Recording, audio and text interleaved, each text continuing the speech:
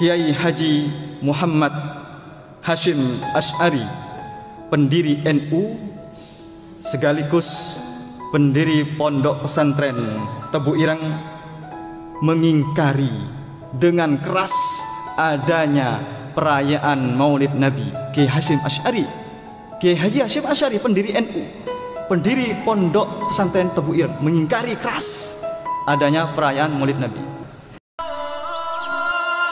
Bismillahirrahmanirrahim.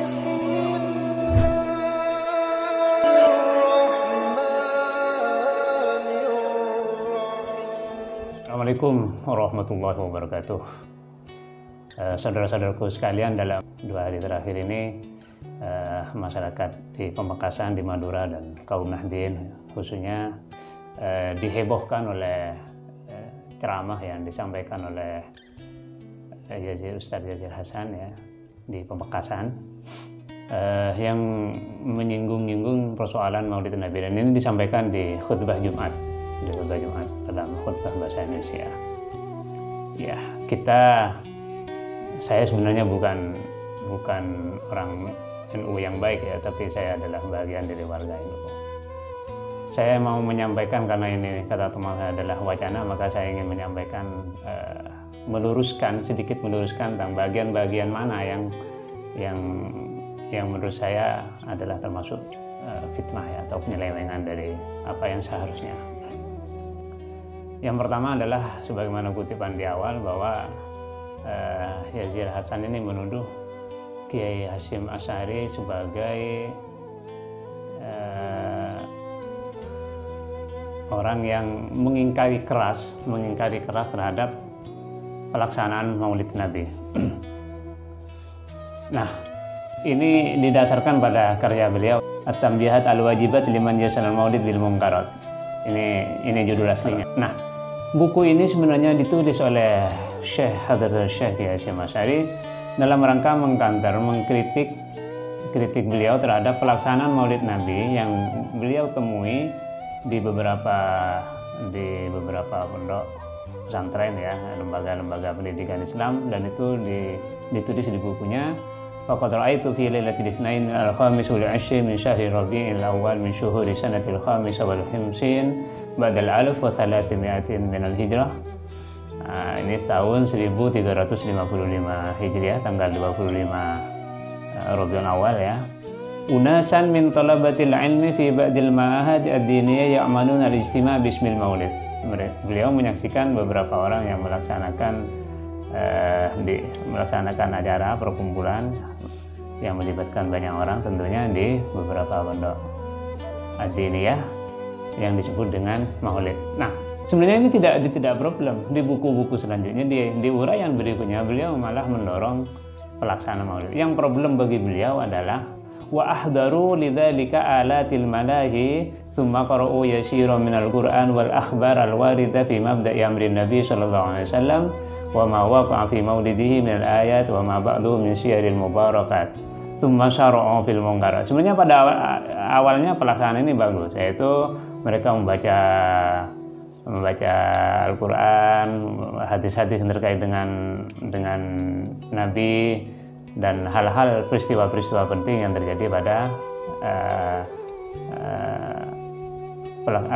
hari kelahiran Rasulullah, termasuk sejarah hidup beliau yang penuh barokah. Nah, kemudian ini yang dikritik oleh beliau sebenarnya, tsumma syara'u fil munkarat mithlut tadarub wa tadafu al-musamma indahum bi panca aw buksan wa darbit tufu kullu dhalika bi huduri niswatin ajnabiyatin qaribatin minhum musyrifatin alaihim wal musiki wasitrik wal la'ib mimma yushbihul qimar wal ijtima'i rijal ma'an nisa mukhtalitatin wa musyrifatin wal raqs wal istiraq bil lahwi wad dahki wa irtifa'il aswat wasiyah fil masjid wa hawalaihi. Nah, ini sebenarnya fenomena yang hendak dikritik oleh beliau. Jadi karena selanjutnya setelah peristiwa pelaksanaan Maulid Nabi ini, kemudian mereka melakukan mungkarat, yaitu seperti saling memukul, ya seperti tinju, saling memukul, boksan, Pancasilat dan lagu-lagu yang ini sebenarnya dihadiri oleh disaksikan oleh perempuan-perempuan yang bukan mahramnya, sehingga terjadi kumpul ya, campur baur di sana, campur baur antara laki-laki dan perempuan yang bukan mahramnya. Ini yang sebenarnya dikritik, bukan pelaksanaan maulidnya, tapi adalah hal-hal yang terjadi pada pelaksanaan itu, bukan masalah maulid nabinya. Jadi di situ juga beliau menyebutkan tentang praktik-praktik yang seperti perjudian, yang sebenarnya menurut saya lebih pada arah hal-hal yang memang dilarang oleh agama, yaitu percampuran laki-laki dan perempuan yang bukan mahram, perjudian dan hal-hal lain yang menyebabkan melanggar syariat. Jadi maulid Nabi yang baik kemudian dicampuri oleh peristiwa ini yang sebenarnya dikritik oleh beliau. Beliau sama sekali tidak menentang pelaksanaan maulid. Jadi kalau kita baca secara lengkap, baca secara lengkap, maka kita akan menemukan bahwa beliau mengutip pendapat-pendapat para ulama yang memperbolehkan, yang menyunnahkan, yang menganjurkan pelaksanaan maulid Nabi. Misalnya at-tambil awal, peringatan yang pertama, beliau mengambil yu'khadhu min kalamil ulama allati dzikruhu annal maulid alladhi yastahibbuhu al-a'immah wa ijtima'un nas wa qira'atu ma yatasawwar min al-Qur'an wa riwayatil akhbar al-warida fi mabda'i amri Nabi sallallahu alaihi wasallam wa ma waqa'a fi hamlihi wa maulidihi min al-irhasat wa ma ba'du min syarihi al-mubarakat thumma yud'u lahum ta'amun ya'kulunahu wa yanshrifunahu wa in jadu ala dzalika darbutufuf ma'a mara'atil adab fala ba'sa bidzalik. Nah, ini peringatan pertama yang diikuti oleh beliau, bahwa para ulama bahwa maulid Nabi yang dianjurkan oleh para ulama adalah berkumpul, membaca Al-Qur'an, membaca hadis-hadis yang terkait dengan Nabi, peristiwa-peristiwa penting yang terjadi pada masa kehamilan, kelahiran, al-hirasat ini adalah mukjizat sebelum kenabian ya, peristiwa-peristiwa unik luar biasa yang terjadi sebelum Nabi dilahirkan, termasuk wa ma ba'dahu min syarihil mubarakat. Kemudian setelah itu dihidangkan makanan-makanan dan mereka makan, setelah itu pulang. Kalau ditambah dengan tabuhan-tabuhan rebana misalnya, tapi dengan mura'atil adab, menjaga etika yang baik, maka fala ba'sa bidzalika. Jadi saya melihat bahwa Ustadz Yasir ini menyelewengkan dengan betul-betul menyelewengkan. Jadi beliau dari judulnya saja sebenarnya beliau at-tanbih 'alal wajibat liman yasna'ul maulid.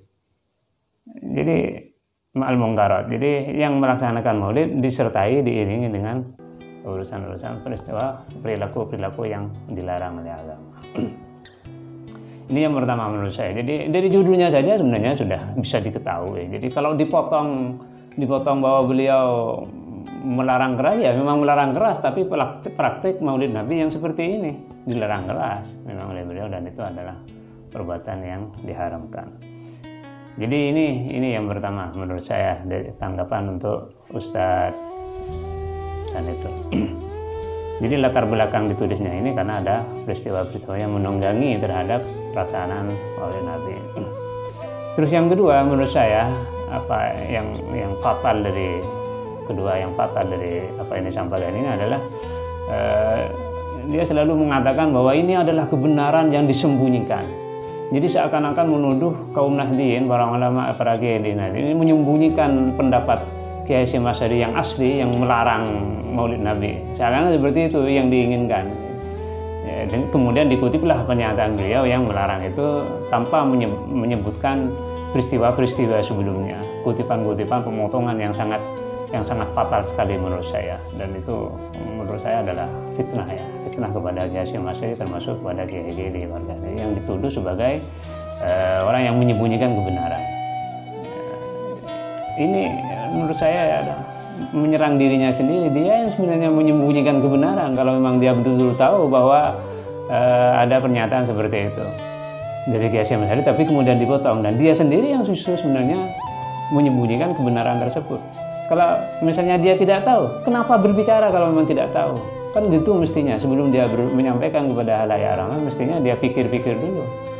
Mana mungkin Kiai Hasyim Asy'ari melarang maulid Nabi yang dilakukan oleh kaum Nahdliyin. Nah, kemudian setelah mendapat teguran dari berbagai kalangan, kemudian dia minta maaf. Coba Anda lihat, saya akan putarkan nanti, saya putarkan sebentar. tentang permintaan maaf dia. Tentang Maulid Nabi itu bahwasannya menyatakan Kiai Haji Hasyim Asy'ari pendiri NU mengingkari adanya perayaan Maulid Nabi. Nah, di situ saya putus apa daya kehilafan saya. Lanjutan dari pernyataan saya tadi di khutbah itu ada pernyataan yang belum saya sampaikan, yaitu bahwasanya kalau disertai tindakan kemungkaran. Ternyata mungkin Allah takdirkan saya lupa untuk menyampaikan lanjutannya. Nah, kalau kita lihat pernyataan dari Ustadz ini adalah dia mengaku terpotong, takdir Tuhan lupa dan lain-lain, takdir Tuhan yang menyebabkan saya lupa untuk menyampaikan lanjutannya. Ya sebenarnya bukan masalah lupa, ini bukan masalah lupa. Dia memang siap ingin menyampaikan seperti itu. Ini suudzon saya ya. Suudzon saya atau husnudzon saya kepada dia. Memang dia menyampaikan seperti itu sebelumnya, jejak hidupnya sebelumnya, bahwa masjid ini, masjid yang dia tempati itu, yang diberi nama Masjid Utsman bin Affan itu memang bermasalah dari awal. Di sampingnya sebenarnya sudah ada masjid yang ditempati untuk sholat Jumat. Jadi kemudian dia bangun masjid lagi. Awalnya tidak ditempati, ini menurut laporan teman saya yang dekat dengan sana ya, namanya Hairul Anam.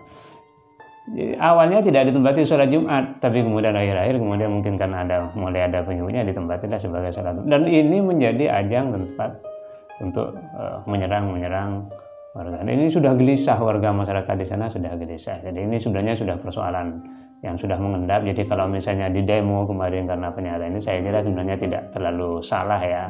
Ya sebagai peringatan lah agar orang kemudian sadar bahwa apa yang kita bicarakan ada pertanggungjawabannya. Selain itu, saya kira memang mesti hati-hati.